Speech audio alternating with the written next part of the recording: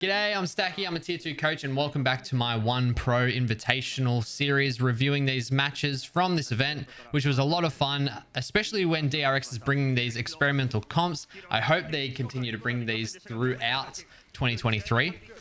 And I'm really excited to watch them and see what they come up with. They've innovated comps on maps before. The triple initiator comp on Ascent comes to mind specifically. Look at 3 rounds today. Each include a 4K from one of the DRX members. And I'm going to give away a $10 Valorant gift card to someone who comments below with their favorite of the 3 4Ks. So without further ado, let's get straight into the analysis. Okay, so the first round that we're going to look at here is round 4 of this match. RB on the Yoru on an attack. Now DRX has gone to A site for the first 4 rounds of this map. And you can see that Detonation has 3 players here on the site. And look how well that DRX formulates this execute. An early dart comes out from Detonation.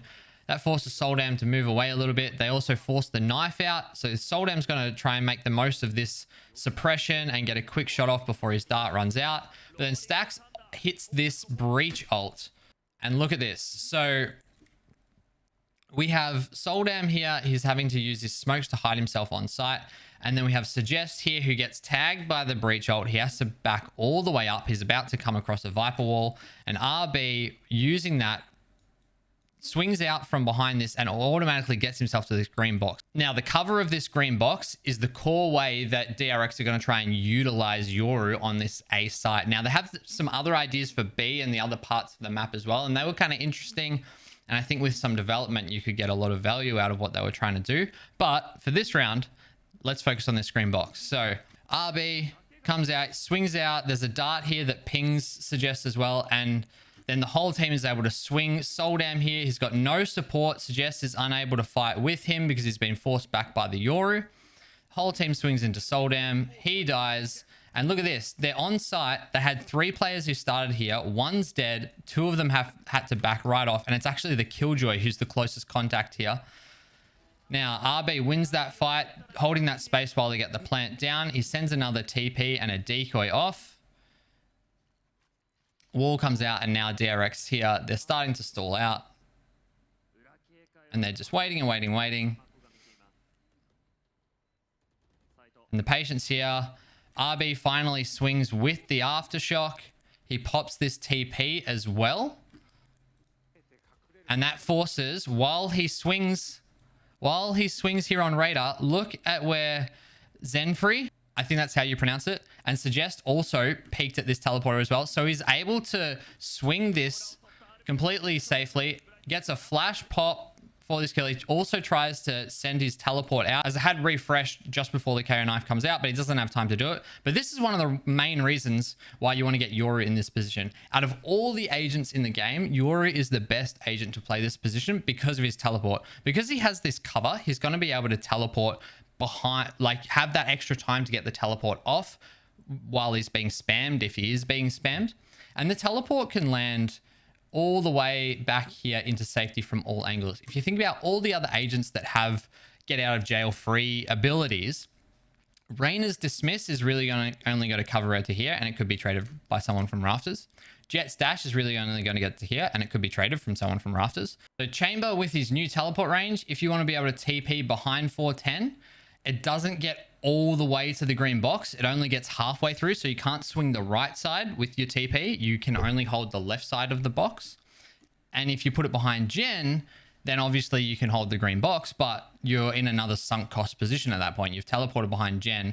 You have this angle that you have to deal with, and if you want to try and get out and cross, you can just get traded from Rafters. And so for every other agent than the 4 that I've just listed, this is a sunk cost position. The expectation in playing a position like this is you're playing to hold the space, and you're playing to kill one, hopefully. More is a bonus. And by being here, you're holding the space, making it harder for the retake, but you're also expected that you will die at some point as the retake comes in. For Jet, Reyna, and Chamber, it's a little bit less risky. They have some kind of opportunity to get out. But for Yoru, he's the best placed to play in this position because of the distance that he's able to get himself away from this position if he needs to. He's not in danger of exposing himself to any other angles as he tries to get away. In saying that, he does get suppressed by the KO and then hits 2 really nice shots here to close out the round and get his 4K. So let's get a little replay of that. As you can see, he's hiding behind the box here, swings out, pops the TP. And so both of these guys have to look at this while he swings with the aftershock. Great coordination of util here from DRX. And then flashes, doesn't get it immediately, tries to teleport away, suppressed, has to play for the kill here. But the only thing is that in this position, he could have just stalled for time a little bit longer rather than swinging out into this double angle fight.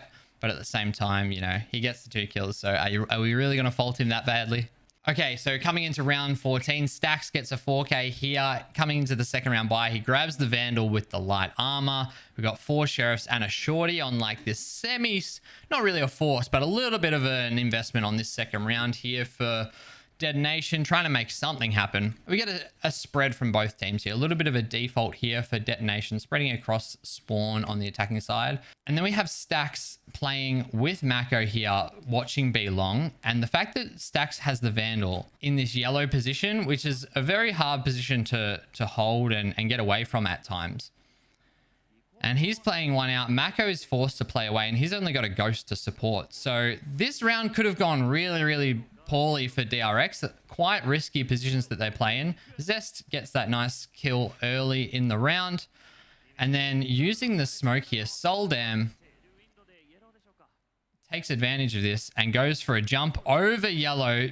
Stacks caught with his stun out. Somehow spam headshot Soldam here. Soldam missing 2 shorty shots.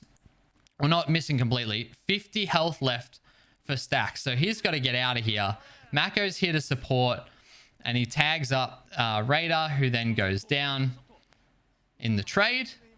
And now, unluckily for Detonation, they're now in a position where both of their 2 remaining players are in towards spawn. A lot of map control here for DRX. And so what DRX do here, they regroup. So RB comes over to play with Zest in mid, and we have Reyna, Buzz on Reyna on this little off angle in Nest. So if they do come through, he's going to be able to get one and dismiss and try and get away. And so Zest is here jumping, darting and everything. Try and get a little play here from RB, and they take out Zest. You know, the danger of the Sheriffs here, Zest gets taken out. So now RB's alone. And so with that flash, he decides to back off. Didn't get that pick immediately, so he goes, okay, we can give up this space. Zest has died. I was unable to trade him out. I'm going to come regroup with Buzz. And then we have Stacks here on this nice long angle, really hard angle to take as an attacker, and finishes off the 2 for the 4, watching the gun, making sure that they are unable to pick up Zest's gun and make the most of that and close out the round. Okay, now round 16, it's Mako's turn to turn up with a 4K, sitting on the bottom of the leaderboard for DRX right now, and he's not having any of it, all right? So he wants in on the action. Side note, RB only died once in this defensive half. He had a really strong defensive half. He wasn't involved in a lot of fights, but also he went 5-1 in this defensive half, which is really, really interesting. All right, so we get the standard Viper Orb mid and a knife on A. That's going to detect RB. And then we get this nice little double swing here for Detonation, where they get the nice trade onto Stacks. They still get to keep the Viper smokes up. And then Zemfree tries to back away, but then gets taken down by Mako. And I'm not sure if the smoke popped or this was a spam, but it looks like it was still up when he gets the kill. And then so now we're back to a 3v4 with Mako being able to trade that kill out on Stacks. They now have the advantage. So they know that mid's clear. They're the 2 players that were tube. And so they just check to make sure here. Bit of a wide swing here from Mako, and they're going to hear them running B. And the way that DRX plays this point of the round is really, really great. So RB is going to lurk up on A, and he's going to get the information that they're definitely not A. And so that's all that they're waiting for. They've heard them running B, and they're going to just wait. RB is going to clear and see if there's anyone lurking in spawn holding this angle. And all they want to do is just hold this mid sort of area to control to make sure that there's nothing that's come up through kitchen. So you can see Buzz is holding mid now. Snowman is being covered by Zest, so they can't push all the way through. And so they've just got all of this map control. And then as soon as this plant comes down, everything converges. So the drone comes out, sees all three, and then look at the player movement here for DRX. Mako's beaming it, Buzz is beaming it, Zest is, RB is going to start beaming it, and Zest is getting ready to dart for everyone to play off. This dart is really, really great. Just before the KO knife comes out. And so now Detonation's caught in this really tough spot. They've got only the nest box here as cover. And all these different angles that they have to worry about. Spams the smoke. The dart comes off with the ping, which takes Suggest down. Gets traded. And then Mako hits this one. And then look at how Zest plays this. Zest jiggles this angle and baits Soldam. And he's just run away. You can see him on the right side of the screen and on the map. And then Mako's able to swing off of the jiggle bait, playing off each other perfectly. Again, this is the coordination that I expect from DRX that they've shown in the past. They're able to play really, really synergistic Valorant, using util for each other and really well timed with each other. And that gives us the final 4K for DRX in this game. So there you have it. Make sure you leave your comments below. Which 4K did you like best? RBs, Staxes, or Makos?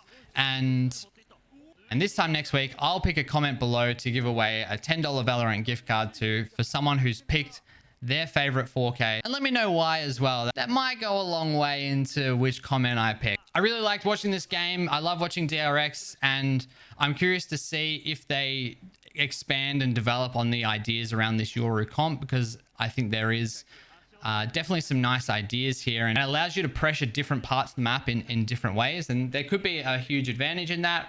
Maybe it's weaker, who knows, but it could be something really interesting to see. Another thing that I hope DRX continue to experiment with is getting Mako on the op. You can see he's on the Viper with the op in this next round, and coming into 2023 without Jet and Chamber being must picks because of their synergy with the op anymore, with them not being so strong in the meta, I hope that we can continue to see some different agents using the op, and we've started to see some experimenting around that. I think Viper is a really, really strong candidate because you're able to pop your abilities without needing to look away from the angle that you're holding. Yeah, a really interesting game on Icebox. I'm curious to see how the meta develops in 2023. I'm looking forward to it. Hope you're looking forward to my next video. If you want to see me break down any of these maps live on Twitch, you can come follow me there as well. If you like the content, please subscribe. And don't forget to leave a comment below for the giveaway. Take care, have a good one, and I'll see you in the next one.